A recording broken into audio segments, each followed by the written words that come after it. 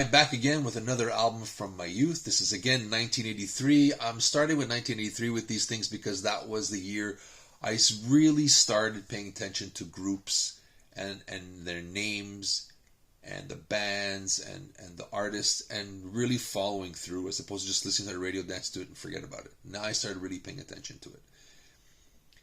And 83 was the time I was passing newspapers. I made my own money. So I went to go buy my own records.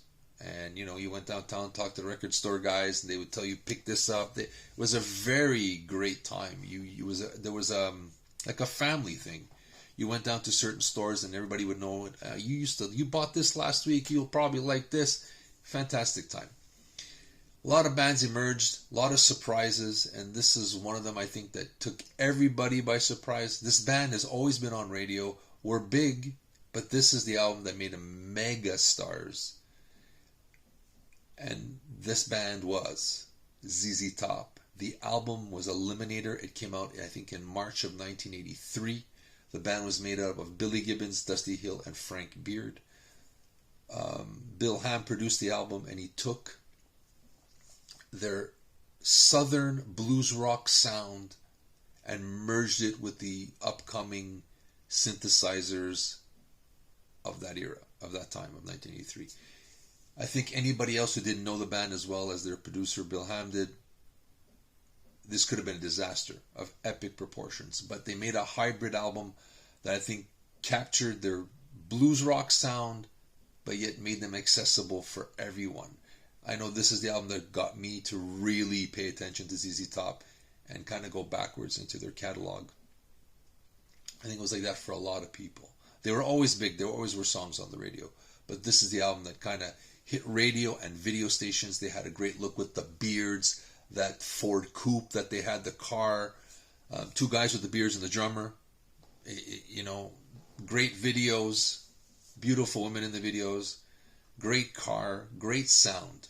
Now everybody knows, well, most everybody knows, unless you were living under a rock at the time, Gimme All Your Lovin', Got Me Under Pressure, Sharp Dressed Man, and Legs were the mega hits off this album.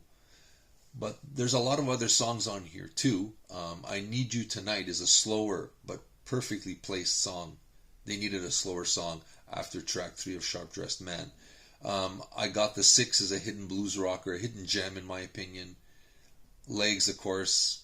Thug is a slower song, a great bass on there. Fantastic. That would be, I think you would hear that at a bar somewhere, that kind of song. It's really to bring the band in, the crowd in, go like, what's that? And get them to notice the band in the bar. Great song. TV Dinners, great song, but very minimal. So compared to the rest of the album, this sounds very minimal. But a great song. I am not sure if it fits on the album, but great song nonetheless. Dirty Dog is another gem on this album, like an AC/DC blues rocker. It's great. Love this song. If I Could Only Flag Her Down is another song that it's probably the closest thing you're going to get to the old ZZ Top sound. Like probably off their first 3 albums. The only song I don't like is Bad Girl. I've tried, but I don't get into it. So for me, I would have kept it to a 10-track album. Ended off If I Could Only Flag Her Down. And it would have been perfect. In an alternate universe, this would have been a greatest hits package. They had the songs to back up this look they had with the guys with the beards, big beards. The great Ford coupe, beautiful car, and great songs. This is an album you can put in your player, travel anywhere, and you're gonna just have a great time. It's just one of those albums.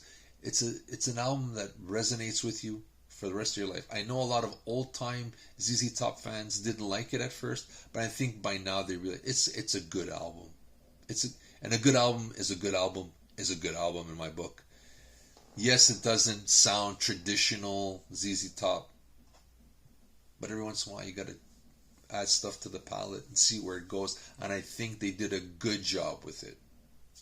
I think this is one of the best albums I've heard ever. It's consistent, hit after hit after hit. Even if it's not released as a single, there are hits on this album more than the singles that were released. But that's my take on it. One of my favorite albums, one of my go-to albums. You know, if there's a party going on, barbecue, you put ZZ Top on. That's a must in my book.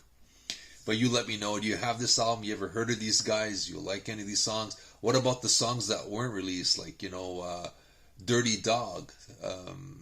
I got The Six. Let me know what you think of these tracks. Love to hear from you. If you don't mind, hit that like button and subscribe to the channel. It would mean the world to me. This is Steven with another album from my youth, the 1983 Eliminator of the competition, ZZ Top's Eliminator. See you soon, guys.